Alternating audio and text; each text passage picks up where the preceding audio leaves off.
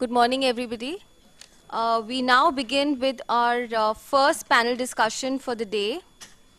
FICCI Vision 2030 on Higher Education to Indian States.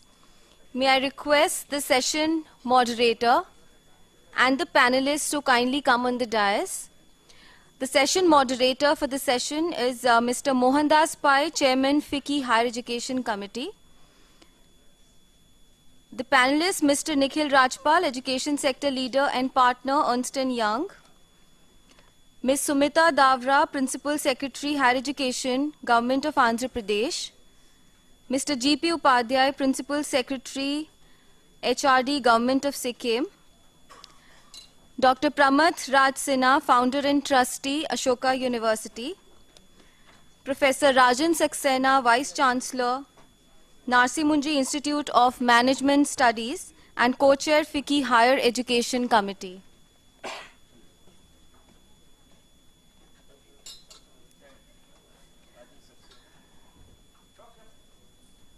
Professor Saxena.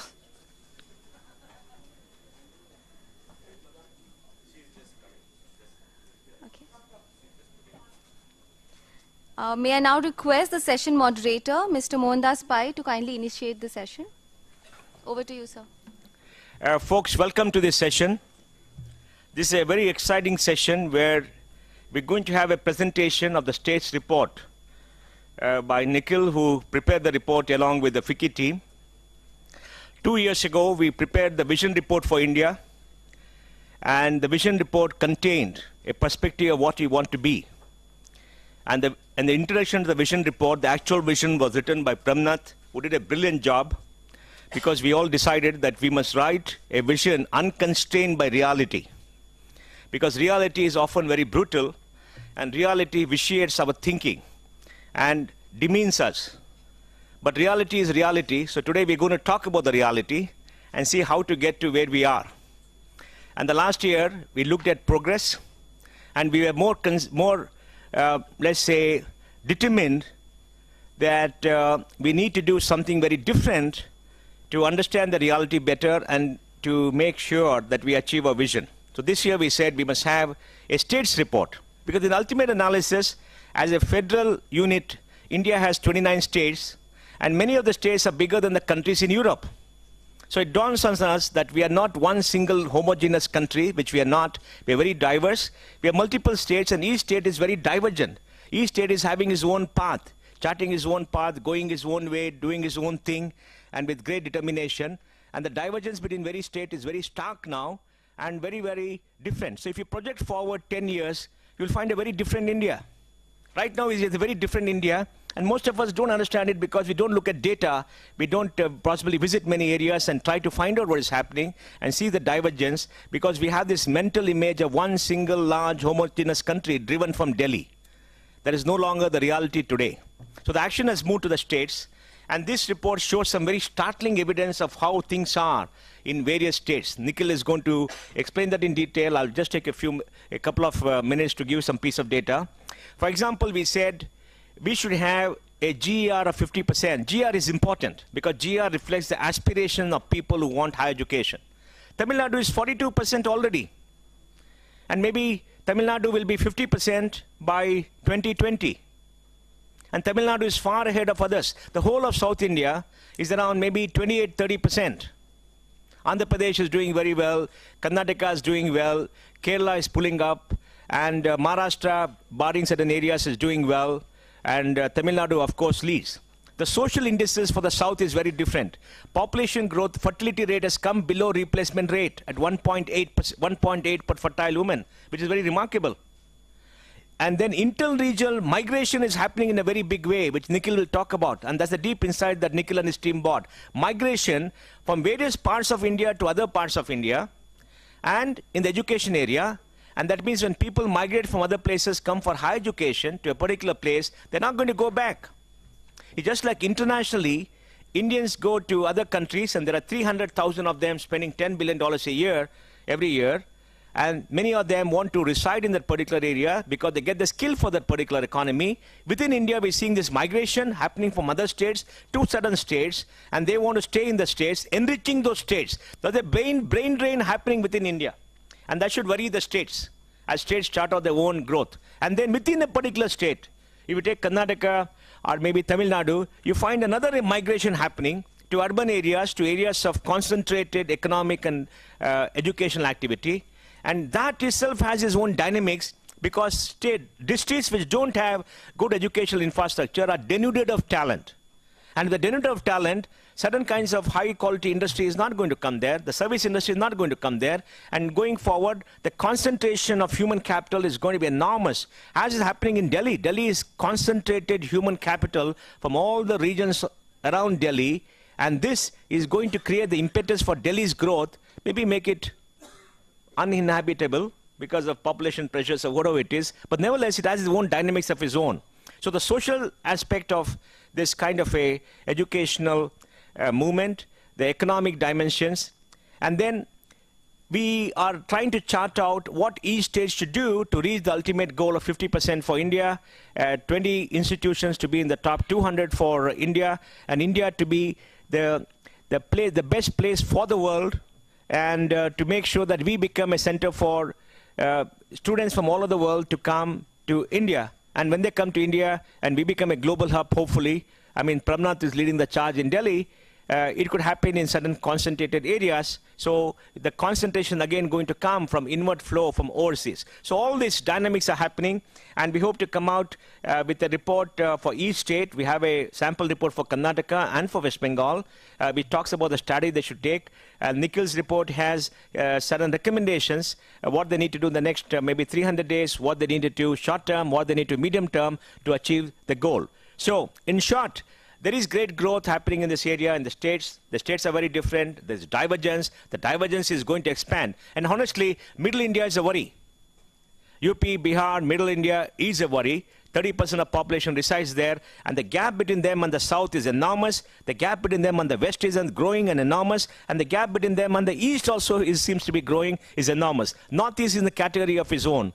So all these stories are going to come out. And then after Nikhil finished, we will ask secretaries here from various governments to come and just give a brief talk about what they're doing in the state and what is the reality in the state and what is their vision. And then we'll have questions to everybody. And Pramnath also is going to speak. So we're going to have a very exciting session. Nikhil, all yours. Good morning, everyone. And thank you, Mr. Pai, for that introduction. As Mr. Pai mentioned, sorry guys, just getting this up.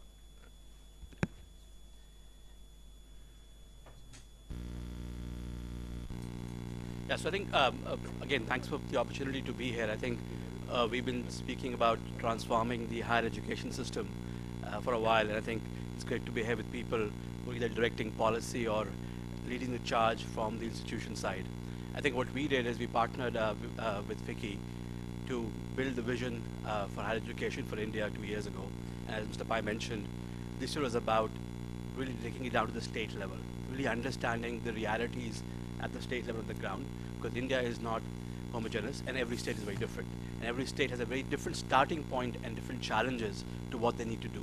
So what we did was take a very deep, objective, data-driven view to what the situation on the ground is in the states across different parameters. And I'll share some of the data with you. And really from that comes out is what are the different issues each state needs to solve for. So I think our recommendation is a strong recommendation of each state building its own roadmap. But we can solve it here. At least this is the first step towards saying what's the starting point, what are the issues, what are the initial directional recommendations for different states depending on where they are, and hopefully the dialogue today can take it from there, right? So I'll just walk you through our work. So I think Mr. Pai mentioned the higher education vision, right? I think we've talked about it quite a bit. I won't go through it again, but you know, at least I am tired of hearing India is a developing country. I think all of us want us to be a developed country. And I think in my mind, there is no doubt that education has to be a key part of that transformation. We have to have the people, the skills, the manpower, the research, the knowledge to power us to be a developed nation, right? And I think that means changes on many parameters, and some of them Mr. Pai mentioned, but the numbers are staggering. Just think about this. We have 30 million kids in higher education, tertiary education today. That needs to become 70 million if we want to get to the GERs we want to get to, and given the pyramid of young people we have. Right? That's more than the population of most large European countries. It's staggering, 70 million. Right? Just think of the capacity addition we have to do. It's just huge. We have to, obviously, along with education will come changes in many social indicators. On the other hand, while we have to build capacity just to cater to the population we have and their aspirations, we also need quality. Right? We all know that today we don't have world-class institutions, at least for rankings. Right? We need to make sure we are out there. So the objectives around 20 universities being in the top 200 ranking is also out there. So again, major transformations we've spoken about. Let me just move on to the how. So as I said, we have to do this. It's also very clear to me that this cannot be done at the central level. Just very basic facts, why states have to drive it. You know this, but it's just worth repeating. Education is a concurrent subject, so clearly states have a large role. But if you look at the real numbers, 97% of the enrollments, of the 30 million enrollments, are under colleges under state ambit, right? 90% of the 46,000 institutes we have are under state ambit. Clearly, a lot of the control, a lot of the governance, a lot of the direction is coming at the state level, right? A lot of the spend, 2/3 of the spend on public spend on education is through states. Even central government recognizes that is pushing harder through RUSA to put more money directly to the state's hands to drive what they want to drive, right? And again, all these trends points towards states have to have the control, have the ability to drive this. Even more, we've got a lot of education today happening in regional languages, right? Which means curriculum development has to be local. So for me, clearly, states have to drive it. It's just not about, it'll take a lot of ambition, it'll take a lot of drive. In fact, I hope there's a lot of healthy competition out there today to attract talent, to attract brains, both from faculty and students to sort of power the states. So I think clearly states have to drive this. But we've talked about this. You can't have a one-size-fits-all approach. Yeah, we built a roadmap which was directional for the country, but every state is so different, right? And I just pulled out some data just to make the points, right? If you think about the different dimensions where change needs to happen in terms of access to education, both in terms of absolute capacity and in terms of access for different areas, rural versus urban, different districts, different ethnic groups. There's a huge question around access. There's a question around equity. There's a question around quality. So we just put out some data around that. Right? If you look at the GER, you got a country with something like Chandigarh at 57%, and where you go Lakshadweep at 3.4%. Clearly, they have different problems to solve for, right? So it's obvious how that's just different starting points. You look at equity, and we picked out one data point around how does GER or the graduation rates vary by male versus female, right? At one end, you got Tamil Nadu, who's got great GER, a lot of people in college, but clearly a lot more boys in college than girls. So that's 6.7% is a differential of the number of boys versus girls, right? Something you have to solve for. The flip side, you got Goa. I don't know what's going on there, but there's 11% more girls in college than boys. Clearly, maybe the boys are all sitting on the beach and doing something else. But clearly, I would do that. But there's this disparity, so the challenges will be different. On relevance and quality, one of the metrics we looked at, again, amongst 5 or 7 different metrics, which is a key driver, as you all know, is students versus teachers. Right? So you got something like Kerala, who's got 14 students per teacher, and the West Bengal is under the spectrum. So again, one more data point pointing out big differences. And I think this list goes on. You look at funding, even how much money states are putting into it as part of their state GDP varies, and some of the numbers are up there. And even research. What I found interesting is that 7 or 8 states, right, dominate most of the research and the rankings. You have 15 states who have not a single university amongst the Indian top 100. Right? So I think all these data points to the obvious fact that while overall every state has to transform, you'll find, given the distance we have to cover, a lot of the issues will be similar at the core level, but starting points, priorities will change, particularly in the near term. Right? So one size fits all won't work. So how do we build this? How do we solve this? One of the first steps we did was we said, look, let's try and build an index. let's do an objective job of figuring out what the starting point is, what the baseline is, right? And we looked at around 35 different parameters across 5 categories of what we thought would be relevant ways to measure success of the higher education system, right? From access, equity, governance and funding, excellence, and relevance. And there's a long list. I'll let you look at it for a minute. And there's a lot more detail in the report, which is in your bags. But we took these parameters, did a very thorough job of finding data which is comparable across our 29 states, and then build this index. So what does it tell us? Largely predictable, but a few surprises. So what we did was we tried to plot this across 2 axes. One being largely access to education and equity in terms of do all groups, all regions have equal access, that being the x-axis. Y being a metric around quality. Hard to measure quality, but we try to proxy it from various parameters mentioned before around, how much the money is going in, research funding, infrastructure elements around inputs around teachers, libraries, computer labs, a bunch of different metrics, and I'm sure you can look at it in the report. But this is what you found, right? And what we then did was we tried to do a relative difference between states who are performing well versus not on these metrics. And I'll let you see this for a minute. But for us, for just to force the discussion, we put them into 4 different categories. One being on the top right, people who've largely solved the access problem and are also doing relatively better on the quality dimension. So you'll have these states which are really the southern states, Karnataka, Kerala, Tamil Nadu, Andhra, and around the north, NCR region, Delhi, Punjab, Haryana, right? These are relatively speaking, all have 25 to 40% GERs, a lot of kids in college, lesser gender diversity, lesser diversity among rural and urban, and a lot more contributions to research and excellence, right? So clearly these states have got something right, and we'll talk more about that. On the other hand, and again, you've got the states who, much smaller states, largely states in the northeast or hilly states in the north, smaller states who, given their smaller size of the problem or the population, have solved the access problem to a large extent, right? But haven't stepped up the bar as a whole on the quality access. And it's kind of understandable, right? They're not states with big economic centers. There's no Delhi, Bombay, Pune there with big industry, big jobs, big, those kind of big economic powerhouses. So clearly they've done a lot to get the capacity in there, but I'm sure there are much harder, bigger challenges around the right faculty attraction, getting the right students in. They're also facing migration issues. So there's those issues where these states have got to work more on the quality side as a priority, right?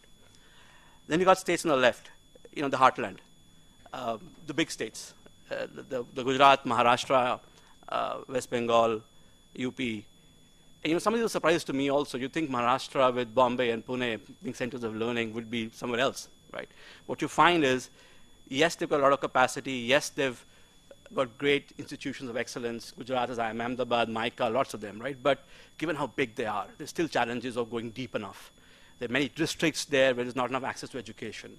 There's an urban-rural divide. There's enough communities where there's not enough access to education. So just given how big they are, just given how big the challenge is, I think they've got islands of excellence, but still a lot more to do on just getting access to this population to the scale required, and also replicating the excellence across the board.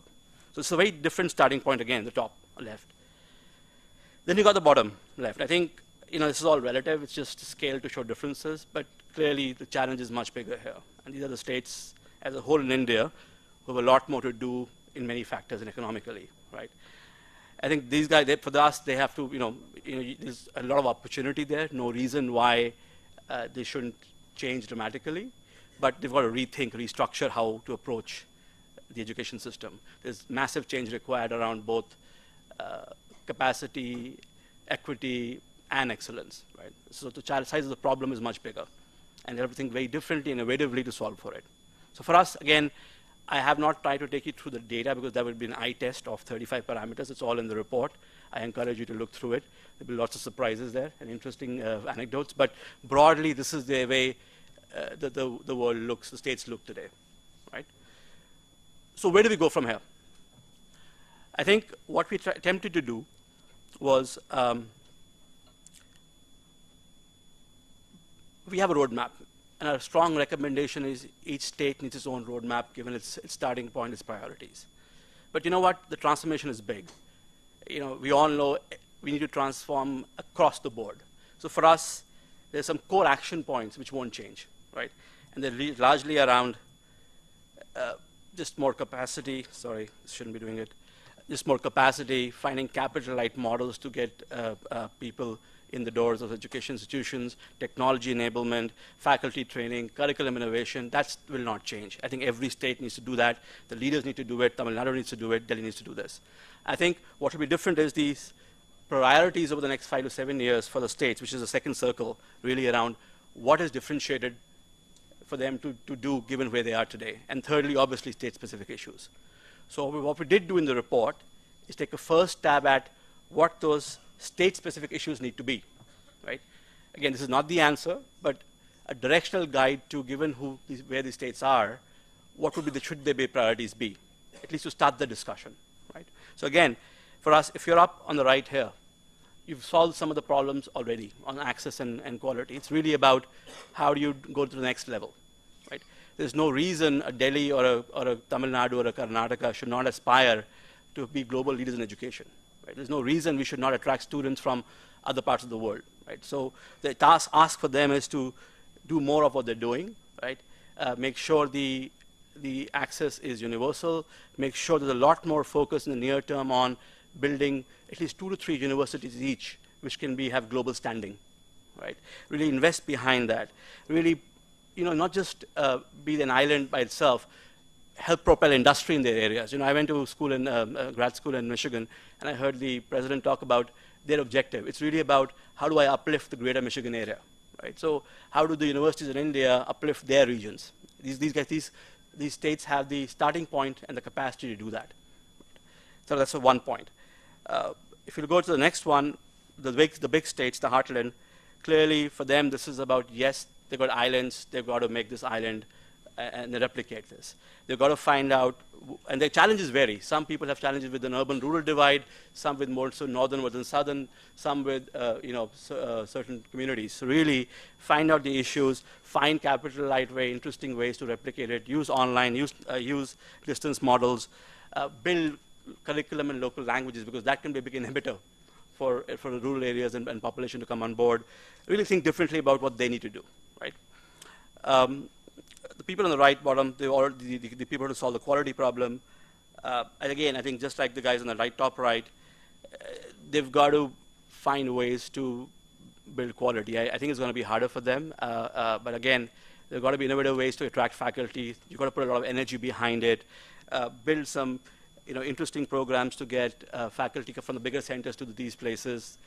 Find ways to go tie-ups, not just with global universities, but why not with universities which are in the more developed in India, right? And so on and so forth, right? The ideas around that. I'm finding it hard to read here. And lastly, the restructure. For me, there's a rethink here.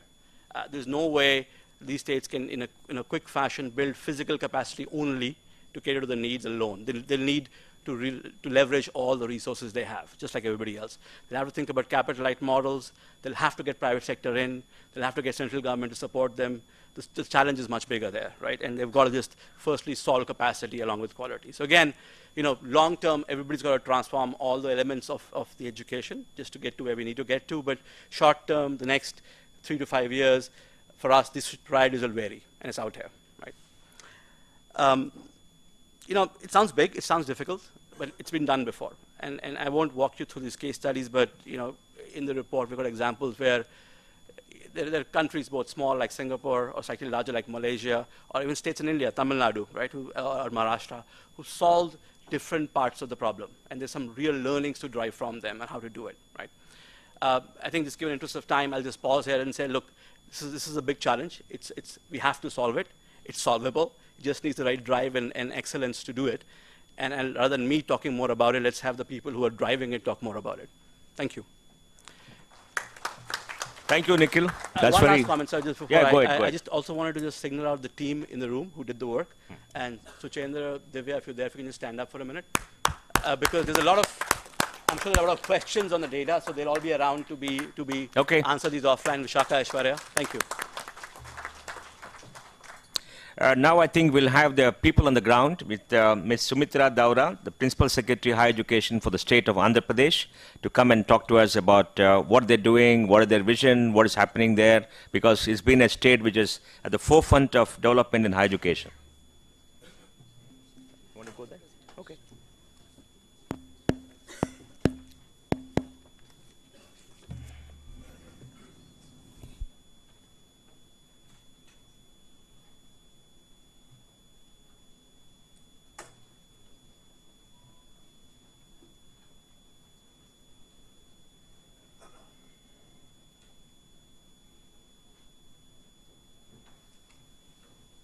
Things you can do is, if you look at projections for the future and you project it forward at the current trajectory, how will it look in 2025? I think you should make a study and just put it on the web. No, just take the current last 5 years trajectory and just project forward and see how it will look, and then see if the angle of the trajectory can change, how things can change. No? Yeah.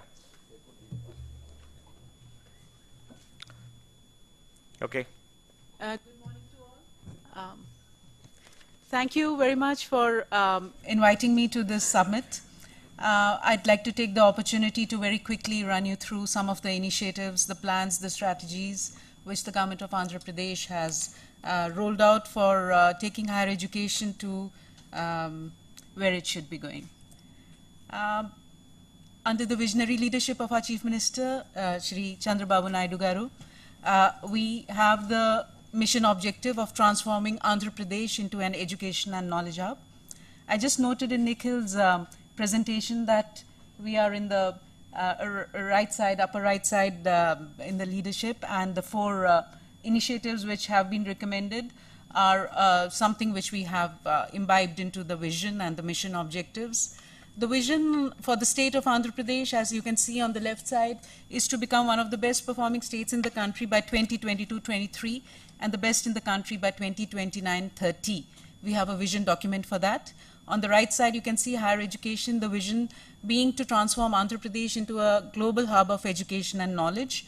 Out of this vision, we have identified certain mission objectives, which we are calling the entry point projects. Most of you, all of you, I suppose, are in education and would be familiar with all these objectives: increasing the GER, youth employability, developing infrastructure, institutional partnerships, quality of education, faculty development, and so on. Some of the statistics, if you see serial number 3, total number of youth in the 18 to 23 years, we are talking of increasing GER, 58.15 lakhs, 5.8 million. The budgetary allocation at serial number 6, the percentage is at serial number 7, the GR in higher education, serial number 11, the number of institutions in higher education in the new state of Andhra Pradesh, serial number 13, serial number 14 are the 16 state universities which are with higher education, though the total number of universities is 26 in Andhra Pradesh. Just an overview of the density of the higher education institutions. We've been talking of migration within the country. Well, we don't mind a little migration within the districts, but we would very much like to develop districts up there. Srikakulam, Vijayanagaram. Vijayanagaram up there has just been sanctioned tribal university by the government of India, and we are in the process of developing that. And down there in the Rayalaseema area, Anantapur has just been sanctioned the Central University by government of India. We are also developing other institutions of higher education there. Kurnool, Kadapa. Kurnool has been sanctioned the triple IT. Chittoor is a high density area with respect to higher education. We've just developed the IIT. IIT has started classes there in the last couple of months. The ISER also is in Chittoor. We've started that in the last couple of months. Somewhere in between, up there you can see Vishakhapatnam. We've just started the IM Vishakhapatnam there. Andhra University Vishakhapatnam is the oldest university which we have established in 1928. and it has just been ranked by the Times Higher Education Global Rankings in the top 800, 601 to 800 in the world, and this is one of the projects we've taken up. They applied for rankings for the first time. There are 1 in 19 in India, which are ranked in the Times Higher Education. Under the Knowledge Mission, a lot of action has been initiated. We have constituted the State Knowledge Advisory Board. We've had 2 meetings at the level of the Honorable Chief Minister. The State Knowledge Advisory Board consists of members who are leading academicians in the country, and many of them, some of them are here with us today. Indra Parekh from FLAME is here. Rajan Narsimunji, he's been giving us a lot of suggestions. Pramad Sinha, who's helped us put this group together, he's the founder dean of ISP, Ashoka University now. Anand Sudarshan is here, and I don't know if Vidya is here from Symbiosis, but no, but Symbiosis is here. So we have about 25 members in the State Knowledge Advisory Board who give their perspectives on developing the mission, the strategies. We have constituted an executive group. The various members from the State Knowledge Advisory Board have been talking to the executive group over video conferences. As you can see, Rajan spoke to them in April, and we keep in touch with the various members. We launched the Knowledge Mission with a document in April. Certain activities, capacity building at various levels, roundtable meetings, we've been meeting international partners, we've been having retreats for vice chancellors, we've been having employability program, we entered an MOU with the Tata Institute, and we continue to have these workshops for our vice chancellors and the college principals. This is our, just to give you a snapshot view of how we see higher education as a growth engine. Tier 1 being strengthening existing institutions. As you saw, we have more than 3,500 institutions, 16 state universities. Tier 2 being establishing new institutions. The objectives, of course, are clear. We have the Knowledge Mission, which has been launched with objectives, a vision, objectives, entry point programs. We have a master plan for strengthening existing universities, for which an expert group has been set up, and we are going to concentrate on 3 pillars: infrastructure, capacity building, and faculty development. Then we have already upgraded the curriculum, keeping in mind the anxieties of the industry with respect to education, with respect to skills. We have introduced the choice-based credit system from this academic year. We have introduced the semester system in all institutions of higher education, all colleges, universities. We are bringing in employability programs. We have ranked all our universities, all our colleges internally in the state, and we are going to be joining the Government of India ranking system now. There is a very interesting initiative going on, the master plan for establishing greenfield private universities and new universities, and that's where Pramad Sinha and Anand Sudarshan, both of whom are here, are helping us with the strategy, with the timelines, and they are going to help us establish education city, education hubs in Andhra Pradesh, bring in the best private universities within the country and abroad. We are having ongoing dialogue and inviting foreign collaborations to improve quality of education. 7 national level institutions were sanctioned to us by Government of India when we got bifurcated last year. This is an overview of existing institutions, how we are strengthening them, the key performance indicators. It's in the public domain. If you are interested, you can Google Andhra Pradesh Knowledge Mission. It'll take you to a website. There you will see KPIs. You click on the KPIs and you'll find the KPIs of all the universities. You can take a look at the KPIs of the universities, the consolidated picture. You can see the graphs and the charts, and you can see what's happening in the 32 indicators in the state universities. You can take a quick look at some of these things, many of which I've been talking about. Other activities, we have a new private universities bill coming up. We are redrafting the Common Universities Act. Curriculum, I've spoken about many of these things. The AP Private Universities Bill is likely to become an act by December, January. We hope it will be the best in the country. The Common Universities Bill is going to focus on accountability, performance, quality education, restructuring existing education system. We are redrafting the AP Universities Act 1991. This is also, the timeline is the next 45 days, 60 days. Under the Andhra Pradesh IT innovation policy, the entry point projects, which cover the areas which I have listed out up there, 13 entry point projects, which I already showed to you under the mission objectives.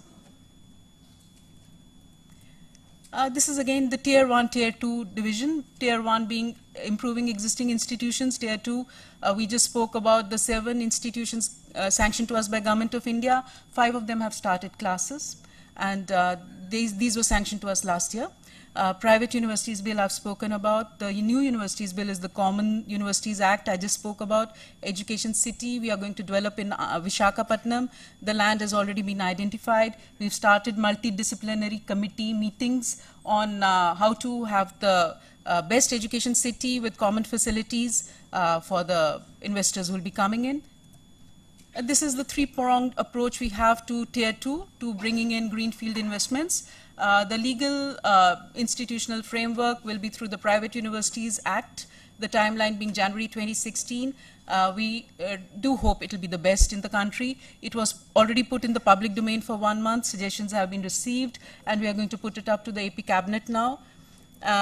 Number 2 is the establishment of Education City over 1,000 acres of land in Visakhapatnam, where we hope we'll have common facilities for the faculty to stay, for the students to stay, for entertainment, for sports, and there'll be world-class campuses.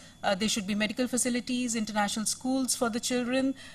It being in Visakhapatnam, the port city, which is already a big city, we hope to connect strongly with the industry. The IT industry is coming up in Visakhapatnam in a much stronger way. Visakhapatnam is going to be the logistics hub. So we hope that the private universities which will come in here will connect strongly with the industry, and there'll be a lot of collaborative research going on here. We also hope to bring in something which will be akin to a Silicon Valley of our own. Number 3, the investors meet. We are going to start the screening in December. We already have about 32, 34 proposals with us, many of them in the state sector, many of them in the private sector. Plus, there'll be investors meetings in January. We are going to take that timeline forward in January with the top institutions in the country. These are the 7 institutions I've been talking about. IIT Tirupati has started classes. ISET Tirupati has started classes. IIM Vizag has started classes. NIT West Godavari has started classes. IIIT Kurnool has started classes.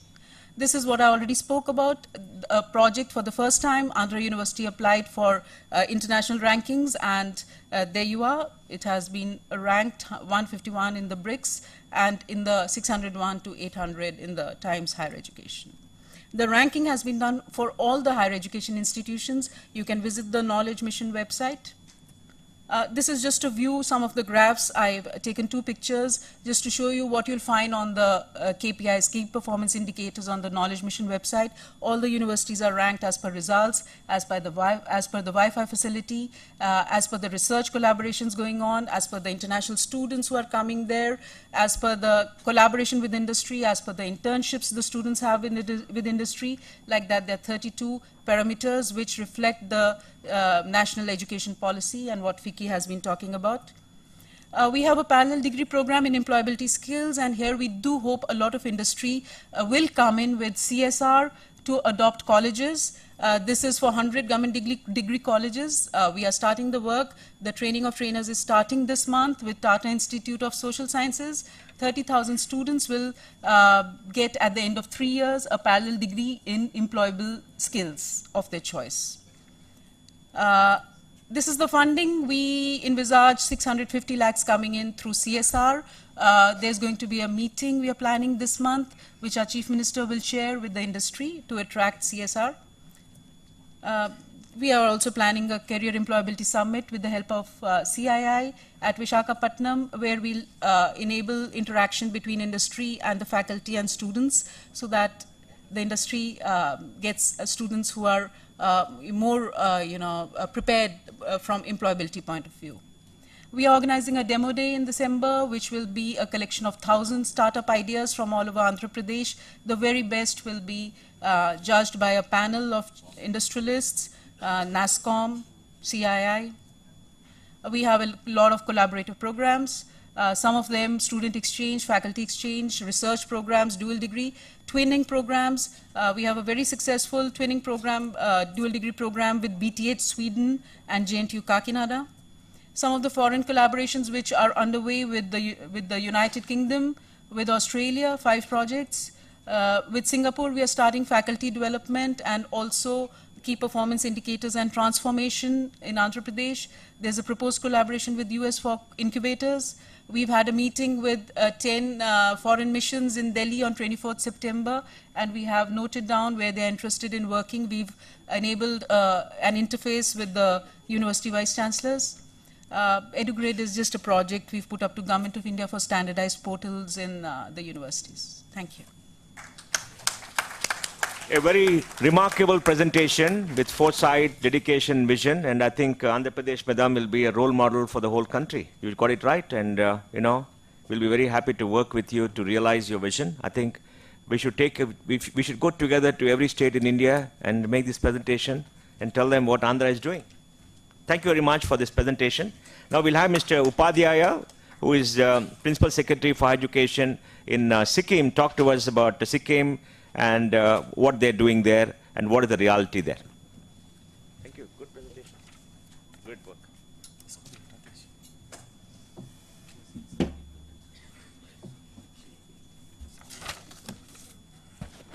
Good morning, everybody, distinguished people on the dais and in the audience, ladies and gentlemen. I'm very pleased to be here in the morning on this higher education conference and to give a perspective on Sikkim and the Northeast as a whole, as a region of the country, very important one. Sikkim, I'll speak about Sikkim for a few minutes and then come on the Northeast. Sikkim actually joined India in '75. So the Chief Minister, Mr. Pawan Chamling, who has been spearheading the state to a very good, stable, peaceful governance, he has been very, quoting this very often that we are much behind the rest of the country and of course the world in education, because prior to '75 in Sikkim the education scenario was very bad. Today, of course, we boast of a GER of 24%, which is reasonably respectable compared to other states of India. We have got 1 central university and 4 private universities. We had Sikkim Manipal University, which was started in 1997. In fact, 95 the MOU was signed. And I think that is the first, perhaps the first university in the entire country which was set up on the public-private partnership model. And Touchwood doing very well. We have got an engineering college. We have got a medical college under SMU, 100-seater medical college. And we have got a host of other courses. Then we have got SRM University in Sikkim. We have got ICFI. We have got Vinayaka Missions University. And of course, we have got Sikkim University, Central University. We have got about 14 colleges under the state government and 4 colleges under the private sector offering higher education. The state government spends close to about 1% of GSDP on the higher education, which is again a very high figure when we compare the figure with the rest of the country. What has happened in the state of Sikkim and indeed in the entire Northeast, there are some very few key challenges which we are facing. One is of course adequate funding, because we are resource poor states and we largely depend on central government for funds, which is a fact for all the 8 states of the Northeast and to some extent J&K and Uttarakhand also. The second biggest, I think the biggest problem perhaps is not of funding but that of the faculty members. We don't get faculty, good faculty. It's very difficult to get people to work in the Northeast. And I famously say in my presentations across MHRD, Ministry of Human Resource Development, or other states, other forums also, and I would say it here also, that except IAS and IPS officers, nobody comes and works in the Northeast. So Mr. Mohan Das Pai is aware of it because he has been associated with us in the Sikkim Manipal University, how difficult it is to get the faculty for the Northeast. And we have joined the RUSA plan recently, about 1 year back. We are on a serious reform agenda as per the RUSA to reform the higher education. Chief Minister is very ambitious and he has been able to really steer the state on unprecedented growth path. We have been getting a lot of awards from various forums, Government of India, India Today. Recently, you might have heard about Gangtok being awarded the cleanest hill station of India. And on 6th of November, we are getting 5 awards from India Today Group on good governance, macroeconomy, cleanliness, things like that. So we have got a lot of laurels, but the challenges like getting a good faculty, getting adequate funds, getting R&D activities, and in fact, if you see the northeastern states, they, like rest of India, in the beginning of this century, all of them went for on a establishment of private universities. A number of them were established in Northeast also. And Northeast being a very, small area plus population also is small, all of them went for on the model of, having the university in the state and establishing distance education centers all across the country, which model actually is not working because obviously they flouted the rules, some of them. I am not generalizing it, I am saying some of them. So,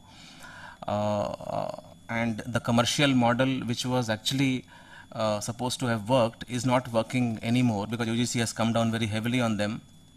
In fact, to talk about Sikkim, we had to close one university, private university in Sikkim, which we have closed because of their various wrongdoings and breaking the law of the land. Now what has happened is Northeast, as you say, we don't have many industries and all that. So these universities were seen as a kind of also a growth multiplier to promote tourism, educational tourism, to get children from all over the country and have their education, because Sikkim actually is one state which is unlike some of the states in the Northeast, is very, very peaceful, very well governed, and I think it is one of the most peaceful states in the country. So we eminently qualify for being education hub, and that way promote local employment, also promote local integration of the country with the rest of the country. But because of this thing, so I raised this point also with the UGC and Ministry of Human Resource Development. I said that instead of coming down heavily and closing all the centers, there should be a proper regulation, and the state government should be made a stakeholder in all the private universities if they are establishing any centers of distance education learning in other parts of the country, just to get the numbers. So it should be also, we should also be made a stakeholder to ensure that there are no flouting of rules and the quality is ensured. So the proposal is being discussed. Let's see how it goes. So these are the few challenges which I felt I would share with you. In Nikhil's report, we were shown on the lower left-hand box. I suppose we should be at least in the right box because Arunachal Pradesh and many other states were shown there. I don't know, maybe there are some gaps in the data or something, because Sikkim perhaps, when I look at Sikkim, it is the most advanced state in terms of higher education in the entire Northeast, and offers the best of environment. So I will not take much of the time. I would like to close here with these brief remarks, and I would like to interact with all of you during the course of discussions. Thank you.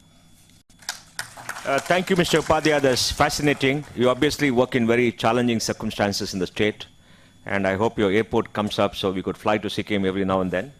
By next year. But it's a beautiful state. I would urge all of you to visit the state and see. It's an unbelievable place, and very peaceful, unbelievable place. It's just like Bhutan, the center of happiness, right? They always plan for happiness there. Now, Pramnath, I wanted to talk about, you have been a pioneer in education, higher education. You started the ISB, you set up that multimedia university in Malaysia, then you set up a very, very innovative university after a long period of time in Ashoka University. I don't remember any other innovative university like that for a long period of time, and you've got a team people together. It's a brilliant work that you've been done. Now, how do you see the NCR region developing in the next 5-6 years in terms of higher education? And from your experience, of working with many states which you have done, how do you see this, each state, you could sit and talk there, whatever you want, how do you see each state developing, and what actually is working on the ground in terms of the state strategy, and what states need to do in particular to come up to the vision that you set for all of us? Thank you. Thank you, Mohan. I first want to congratulate Nikhil and his team. having worked on the earlier report with Amitabh and having done some reports like this before, it's very hard to put data like this together and also to then stand up in front of an audience and say, you are in this box and you're in that. And, but I think it's a great start. And I'd like to congratulate FICCI and the ENY team. In the interest of time, I'll focus on the second part of your question, if you don't mind. The NCR region I'm less familiar with. Particularly Delhi, I don't know what's going on in higher education at all. I mean, I don't think there's much going on in private higher education in Delhi, if you ask me. But I may be wrong, and other people can add to that. But yes, in setting up these institutions, I've had the chance to work with multiple different states, as you know. And it's interesting to see what is happening. The first thing that you're struck by is that there is, as you all know, the data suggests that there's very large participation of private education in this country, so you can't ignore that. But it seems almost inversely proportional to the reaction you get from the states when you go meet them. Most states tend to treat you like crooks. And I can tell you that I've been lucky to have multiple professional careers, and in my entire professional career, I think I've been treated the worst when I've gone there as an educationist to meet a state, because they assume that you're out to make money, that you're assumed to be out to break the rules, and there is absolutely no differentiation between the legitimate players and the other players, if I may say that. So I think the first thing that a state can do, and I think that's why we are in Haryana, that's why I enjoy working with the state of Andhra Pradesh, is that they have to start to treat people who at least are coming with the right intent in the right way. Now, I know this is very hard to do. Mr. Upadhyay and I were at a working session on the national education policy that was convened by the UGC, and I hear his pain. He had to shut down a university, and of course our colleagues do in the private sector. I don't mean anybody here, of course, but our colleagues in the private sector do fishy things for which they have to be punished. But we have to find a way to differentiate between the legitimate players and the not legitimate players. This is actually holding us back. I think the way to solve for that is to differentiate. We are so afraid to differentiate that we color everybody with the same brush, and that is what is causing the problem. So I think the states have to find a way. My suggestion would be, and this is something that Anand and I are working with Sumita on, is to actually bring in autonomy and transparency in a phased manner. And by the way, this has been done in other industries. It has been done in airlines. It has been done in telecom. There's nothing wrong with that. It seems like favoritism, but if you do it in a transparent and open manner, then good people can come in and get the full autonomy to build great institutions. And if they don't, punish them. Transparently punish them. But don't paint everybody with the same brush. This is very frustrating. And all of us sitting here have arrows on our backs. I would not second university ever again, because if I have to go through the same process. So that's number one. I think number two, infrastructure is a huge problem. Getting land and then to meet the requirements of the regulation that you have to have X acres of land. As you know, it's a huge problem. And every time you do that, you need land, you have to go further and further away from the city to get contiguous land and to get affordable land. And then that means that you don't have faculty wanting to go out and live there. And this is a very simple problem that we all have to solve. So again, we are trying to see if we can solve it with the help of a new state, but I think we need education hubs. We have to recognize that building universities where we think universities are needed is not the right way to do it. We should build universities where faculty will come and build residential campuses so that students can come from elsewhere. See, here students will go anywhere. I went to Kanpur, it's in the middle of nowhere if you ask me. And people will go anywhere in the country to get a good education, but faculty will not. So I think we have to build these education hubs where faculty are willing to go. And the governments have to change their perception about putting in universities where there is a need for the local population. The local population doesn't matter. Where can you get faculty is what matters. And I think the last thing is that when we are building these hubs, we can take a lot of the load away from the institutions by building common facilities. a lot of the money that goes, if you look at it as a business, and I'm happy to use that word because I'm not talking about a unethical business. We have to end up putting a lot of money in the first few years, largely in infrastructure, which is completely wasted. You actually don't need to build multiple football fields and multiple hostels and multiple faculty housing. So if you build education hubs that have common facilities that everybody can use, and the government actually brings in private players to do that in a PPP kind of model, whereas the people who are building universities can only focus on the classroom space. I mean, in an extreme case, you can even think of common classroom space, and why not? But if you can really focus on the education rather than having to build hostels and sports facilities and gyms and faculty housing and schools for children and so on, you take a whole load away from the effort that goes into building a new university. So those are my quick points on how governments can look at this. Okay, Dr. Rajan, now you have worked in this area for a pretty long period of time and you are an insider. I want to ask you about the state of Maharashtra. Bombay is, of course, leading this country in a very big way. Maharashtra is an advanced state. How do you see the situation in Maharashtra? I mean, how do you see Maharashtra 10 years from now? And how do you see, the rest of Maharashtra versus Bombay or Pune? Bombay, Pune, Nagpur, and Nasik, because these are big growth areas. Well, I must. I'll go with what what Dr. Pramod Sinha was just mentioning about it. That the state of Maharashtra has almost the same kind of issues. We face almost the same kind of challenges that you face, Dr. Sinha, in the state of Haryana or in the rest of the other states. But just to place on record, I have not placed any challenges in Haryana. All right. Okay. With the government. No, I must tell you that. Let me just put across. Dr. Rajan, they all got together and drafted the bill. Yeah. I mean, that may be the reason. Yeah, they got a law for themselves, right? They're a law into themselves. Yeah, that may be the reason. But let's just take a look at what is the state of Maharashtra. And I think some of my colleagues over here who are there from Maharashtra, they'll be able to possibly resonate what I'm saying. It's a state which has had a very rich tradition of education. It has had the trusts, the public trusts that have been set up, that were set up pre-independence era. It's one state which has allowed private sector to come in, set up colleges, affiliated to various universities, etc.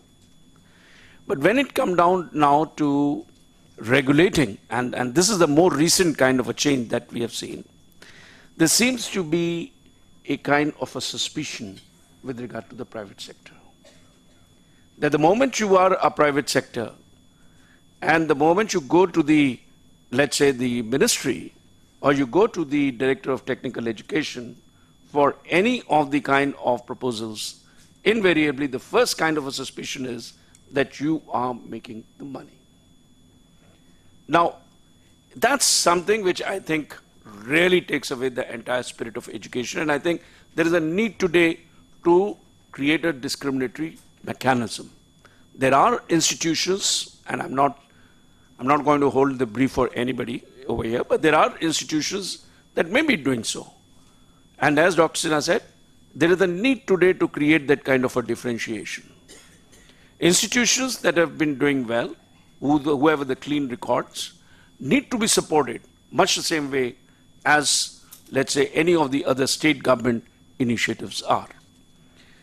The second part of it is that even in terms of scholarships, for example, today the government gives the scholarships to students coming from the marginalized sections of the society for higher education. Now, where do they give that scholarship to? In public universities, in public institutions. So we went into, so there was the PIL that was there in the Mumbai High Court. And the basic argument that was advanced was that what is the purpose of this scholarship? If it was to fund the student, then in that case, why is it that this particular student cannot really get the scholarship if that student was admitted to a private university or in a deemed to be university? and there was no response from the government side. Finally, the High Court has ruled that, well, there should be no discrimination. So that means, in other words, today, typically, even if the students are there from the OBC or from the SC, ST background, or the girl students, well, they can really claim that scholarship, go to the private university or a deemed to be university and get an admission. But then the state government has not yet been able to really come up with any kind of a policy framework in terms of how this whole order is going to get implemented. So still we are suffering with that kind of an issue. There are campuses, there are courses today that remain unsubscribed, largely because of the reason that the students who are really wanting to come in, they don't have the capacity to pay. And if you look at the demographic profile of the state, a very large section of the state is really the OBC category, and which is where the state funding really plays a very significant role. So what is, at the same point of time, I think there is, the state has also been, like any other state, like NCR or any other state, it has witnessed a very large migration, and therefore we've had people coming over from all parts of the country coming into Maharashtra, especially when it comes to, let us say, cities like Bombay, Pune, etc. But so therefore there is today the need for expanding the education sector. My view is that as we sort of expand education sector, there is a need at the state level to provide that kind of a funding support to the student, so that that student can go to any university where he or she wants to study, irrespective of whether this university is Mumbai University, Pune, Nagpur, or Aurangabad, or anywhere for that matter, or in the deemed to be university.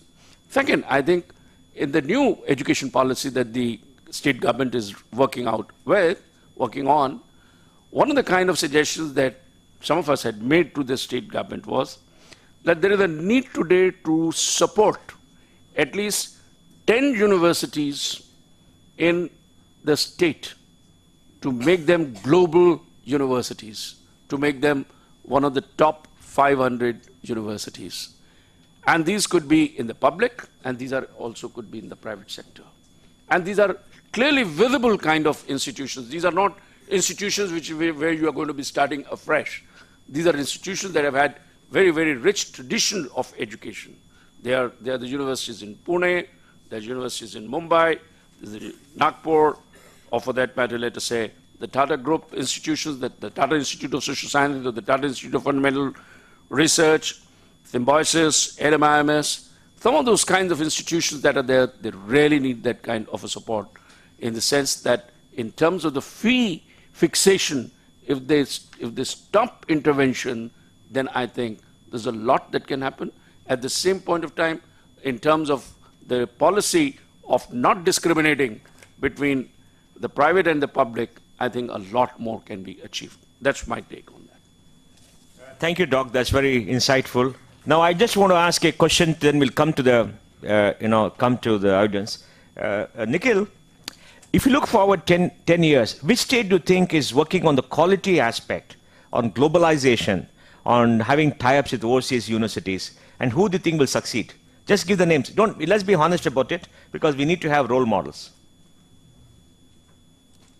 I think you've got to look at it from multiple different lenses, right? I think state is a big question. I think it's more. Don't be politically correct. No, I'm not politically correct. I'm honestly saying I'm trying to answer the question, right? How do I answer that? So it's really about universities at an individual level who are trying to drive this, right? And where are those universities? The big ones are largely in some of the Haryana, around Haryana belts. They're in the UP belt, right? They're in Karnataka, and they're in Andhra, right? Those are the universities who are driving the change. I don't think states are driving the change so far. So I think that's the point I would see it as. It's universities driving it versus a concentrated effort on a state's part, though I'm sure it's changing in some states now. But do you really think that we will have 20 universities in the top 200 in the world in 2030? Is there a mood towards that? Do universities recognize the need for excellence, international collaboration, globalization? I think a lot of the, I deal mostly with the private universities, so I'll comment on that. I think a lot of the private universities were coming up now, coming up to what Dr. Sinha said, with the right intent. they have the right ambitions, right? I think they're all aspiring to be there. And I think unless you don't aspire, there's no chance. So at least they're all aspiring. They are doing the right tie-ups. They are putting the right infrastructure, the innovations to make sure the students coming out have the right, like the holistic learning. At least the attempt to build the research ecosystem. I think that they're making the attempts.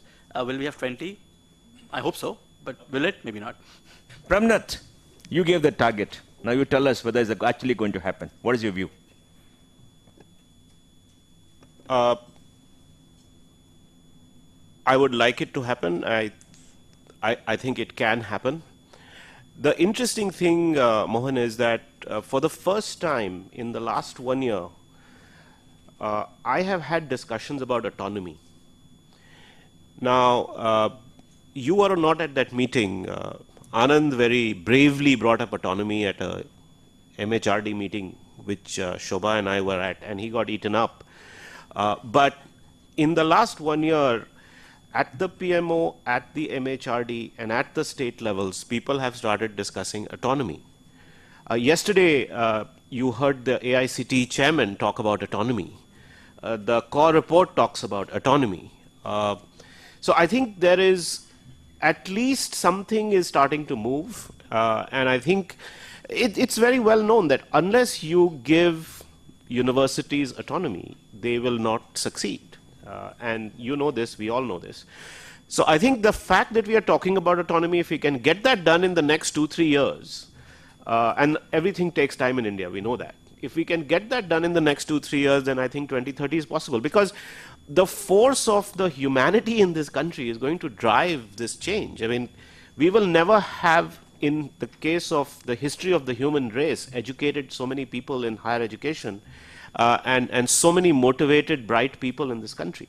Chhattisgarh is also in the bottom left in the survey. I saw that. I'm helping build a university in Raigad right now, which doesn't even have an airport. And I must tell you that those kids are as bright as any kids I have seen anywhere. We have 300 people in a new engineering program in Chhattisgarh, and they are very bright kids. So I think it's a matter of just allowing us to do what students want, parents want, and good administrators want. Ms. Sumita, you heard Pramnath say that, and that's an aspiration for all of us. We want to see India taking its rightful place in quality globally. Is there an aspiration? Are you going to over-invest to make 2 or 3 of your universities, maybe 4 universities, come to the top 200 in the world? I mean, do you have are you going to invest in that? What is your view? We are definitely looking at Andhra University being in the top 50 in the world over a reasonable period of time, and for that we have sought collaboration with the National University of Singapore.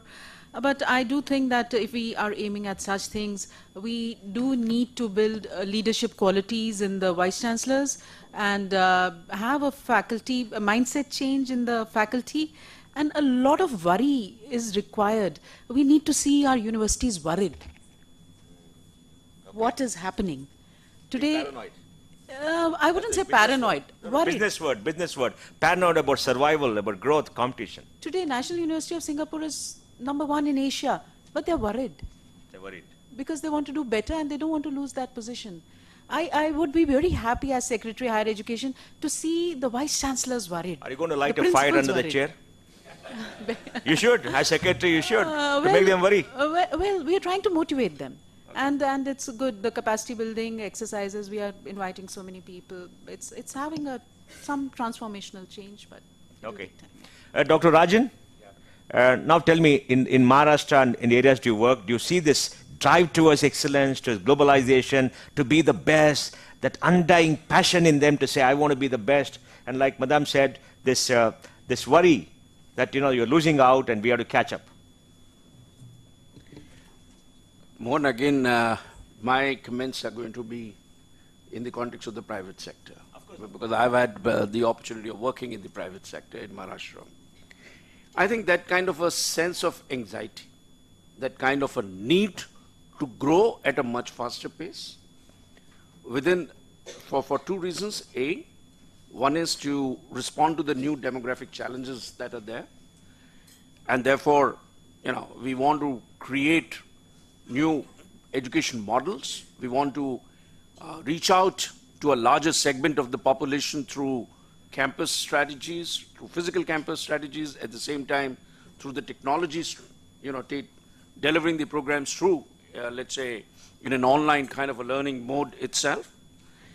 And at the same, and the second kind of a drive is really to be in terms of the top global universities. And in the private sector, I think that drive has really started off with. Okay.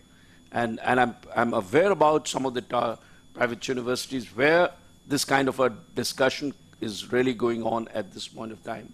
How to go about it, what is to be done, whether it is to be just by their own selves, or does one have to really go along with, let's say, some of the foreign universities? Global accreditations, for example, have become the buzzword in the universities in Maharashtra.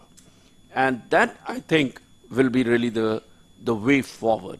So whether this has been in the management schools, the AACSB, EFMD, EMBA, or those kinds of accreditations, or in engineering, the EBIT, etc. But I think that kind of a push is really there.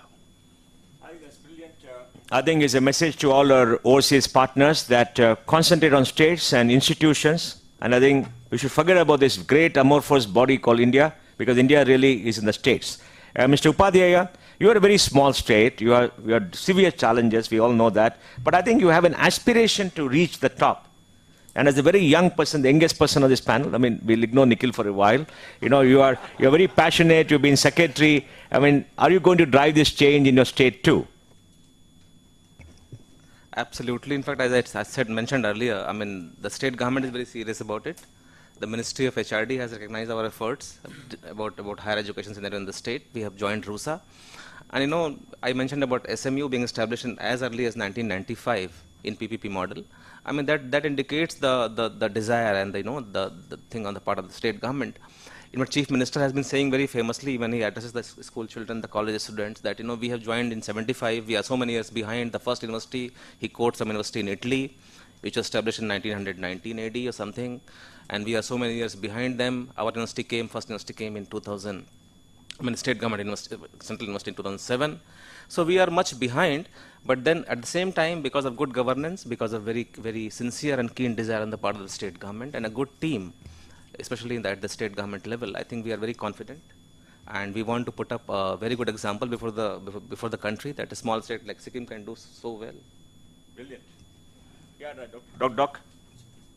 Mohan, I'll just put across two more kind of perspectives from the state itself. Yeah. In the context of the public universities, if the public universities are really going to be moving towards the global context, I think the first change that is going to be required is that the Maharashtra Universities Act. There's a Maharashtra Universities Act which is highly retrogressive. And this is one kind of a perspective that we have just recently submitted to the governor of Maharashtra. And I think the process has already begun. So the changes that are required to be made in the Maharashtra Universities Act, which limits the universities and which prevents the universities to really move forward, there I think the changes are likely to be happening. And the second major kind of a change that we have been talking about is in terms of the politicalization or in terms of the appointments of the vice chancellors in the universities and the way the government of Maharashtra has really gone about in terms of appointing the various vice chancellors, whether that's been the earlier vice chancellors of Bombay University or some of the other universities in the state. That's where a change is really going to be required. But more important thing is that I think the politicians in the state have had some good kind of a track record in education. And in some of the regions, the development has been really very, very positive. Like Baramati, for example, that's been a very, very positive kind of a development. Yeah. I know, for example, Shirpur in the Dhulia district, which was an arid tribal area, there the water table is really gone up, and from just about 250 feet to about just 10 feet itself, and where there's a new education model that has been created itself. So those are the kind of things that are there. Thanks, Doc. Maharashtra is a place where many, many political leaders run educational institutions. But actually, it has really worked. I wouldn't criticize them because they are providing a useful service. Of course, they shut everybody out and they monopolize, but they provide a useful service, and they realize now that that's the way to come back to power, by providing education in those areas. They subsidize, by other means, they subsidize education, they make sure they get good education, they're working on quality. I mean, you must thank them. My state was the first, Karnataka, where politicians came and set up educational institutions. Rest of India criticized, they watched the show, but Karnataka did very well, and it's fantastic. So now, folks, questions. Please stand up, state your name, and ask a question. Yes. Please read your statement. Yes, sir. I'm Dr. Tikku from King George's Medical University, Lucknow. I'm the dean there.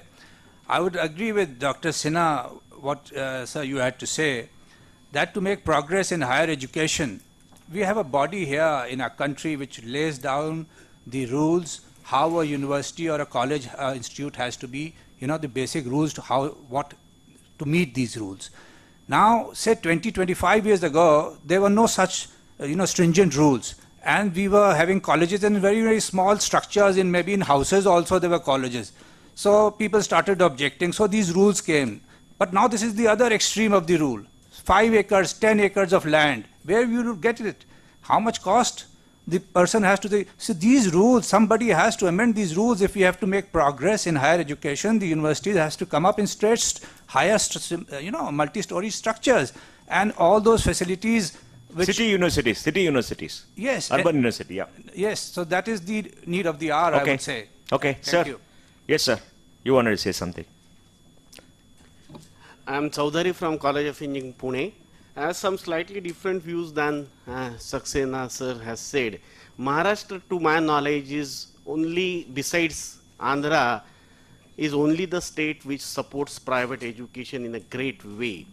The budget for technical education in the state is 700 crore, whereas the fee support to the private institution this year was 2,400 crores. Good. Maybe a private university... But why do you be in Andhra? You should be heard of Andhra. Oh, Andhra is too large in education, right? And the second Maharashtra is bigger. Institution-wise. Yes, sir. Yes, sir. Second issue regarding the biggest problem, probably which is hindering the progress, is the big affiliating system. All major universities have over 700 plus colleges affiliated to it. Okay. So, Anybody else? Yes, sir. I am from ICFA, Hyderabad. Yeah. I do agree India is in the States, but still 20 universities in the top 200 is a tall order.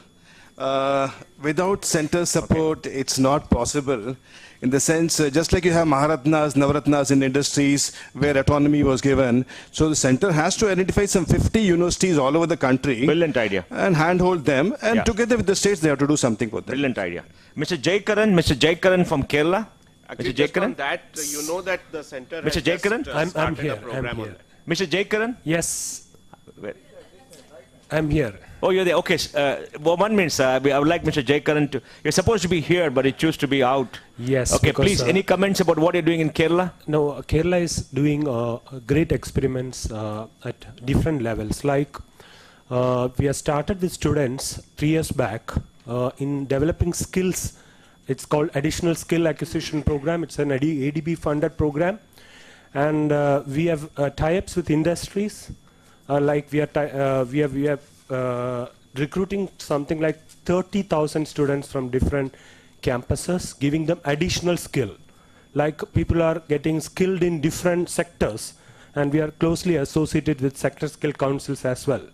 And at a different level, we are also targeting the faculty members, young faculty members, in a program called Fostering Linkages in Academic Innovation and Research, which I'm leading.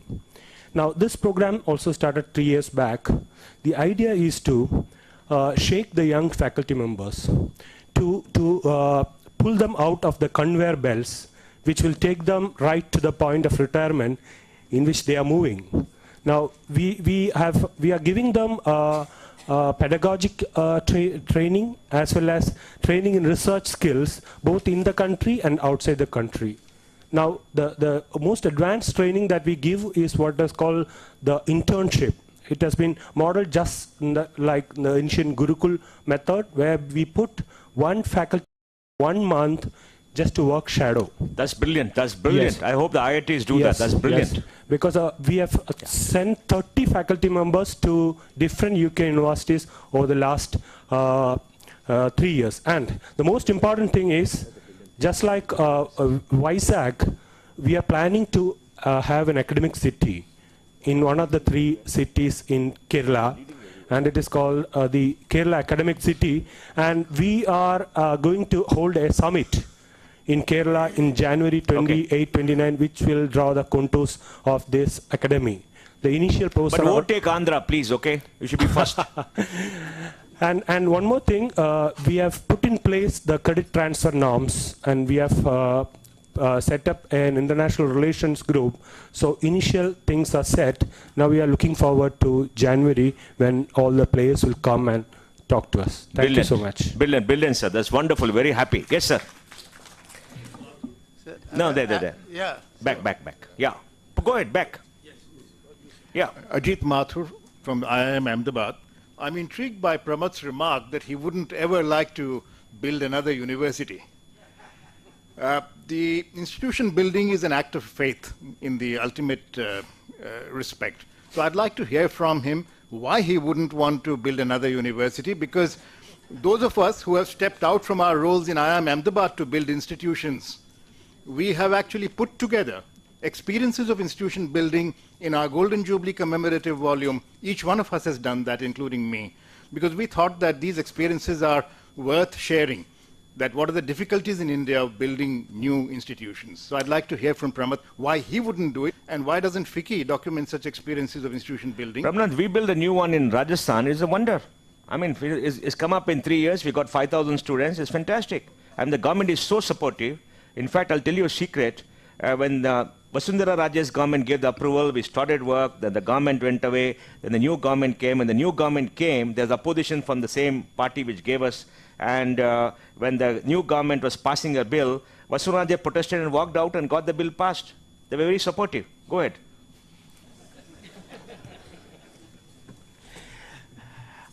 You've taken my comment literally, of course. I was saying it in a manner of speaking. I'm already on to the next one. But you know, we are all human, and sometimes you sit in these meetings and you get, you have to put yourself through the pain again and again and again, and you say, you know, I am the sucker in the room, and what's going on? So I'm sorry to use strong words, but I was trying to make the point only to send the message that something needs to change, otherwise it is still very, very frustrating after all these years. And I think Anand and Sumita Davra and I are trying to change that in the state of Andhra Pradesh. We are saying, how can we get rid of all of this pain? How can we come up with a regulatory and a policy environment that gets rid of all the pain, including the pain that she and Mr. Upadhyay and others in Kerala have with the rogue institutions? Yeah. We have to help them solve for that also. If we say, no, please solve for my problem, and I can't find a solution for your problem, you worry about the rogue institutions, I don't think we'll be able to solve for it. I think we have to together solve for both. Okay, last question from a lady member. Sir, no, one lady member, please. Then we'll close, we can talk. One lady member. Yes, madam, yes, madam. I'm sorry, we should have had more lady members, please. Am I audible, sir? Yeah, please. Okay. Sir, question will come little later. Finish, I'm Vandana Suhag, Manipal University, Jaipur. I'm registrar there. I am in agreement with Mr. Upadhyay. He did comment that Sikkim has progressed tremendously in last few years. Having served with Sikkim Manipal University for more than 17 years, and I fully admire and acknowledge the efforts put in by Sikkim government. Being the so small state with less population, the Sikkim has now in the world map, and Sikkim was recognized by Lonely Planet as the best destination for ecotourism in 2014. So that is commendable, sir, and we fully acknowledge that. Hydel projects, Sikkim, you just see the number of hydel projects which are there for electricity generations, and I fully admire the Sikkim government for that. The IT development, the laptops were distributed to all students in Sikkim by the CM in 2000 2013 or 2012. So correct me in case I have made some mistake there. So the hospitality, the tourism, the polytechnic, Sikkim Manipal University being there as the first joint venture, public-private partnership, commendable thing as far as government initiatives are concerned. So I am fully in support of that. And now with Manipal Group, again I have moved to Manipal University Jaipur. Manipal University Jaipur has also been rated 5 by Greha. So that is again a very good achievement. I admire the group initiative. I admire the Rajasthan government support totally. And now I come to a little query which I have with Madam Sunita. Madam, can I just request you for one clarification, maybe a little, briefly now. What is the initiative or what is the agenda behind this Common University Act revision which the Andhra government, Tamil Nadu is? We'll talk offline. Okay. Mita? Right. Okay, folks, closing remarks, then Shobha is already waiting. I think we had a great session. We are very clear that the action is now in the states in the next 10, 12 years, and we have great reason for optimism because this drive for excellence and drive for this reaching our targets is being driven by many citizens like Anand, Pramnath, and an extraordinary young man called Vijay Kumar. You'll hear about him in the next maybe session, technology session. One young man, 23, 24, has started a revolution in the state of Kerala called the Startup Village, and through the Startup Village, he wants to reach out to 4 million young students to imbibe the spirit of excellence and entrepreneurship and fire them with the passion to drive growth. You must hear his story. Truly extraordinary because it's people like this who give hope in this country. He's just 26 now, I think. He's a couple of years older. And in the next 10 years, you're going to see him as one of the great leaders in this field. And then I'm very enthused by administrators like Mr. Upadhyaya and Sumita. And Andhra Pradesh is certainly an extraordinary state. So we have many role models. Everybody is going to compete. And I think it's going to happen. Thank you very much for being a good audience. Thank you, folks. Thank you all the speakers. Thank you, Shobha. Thanks very much.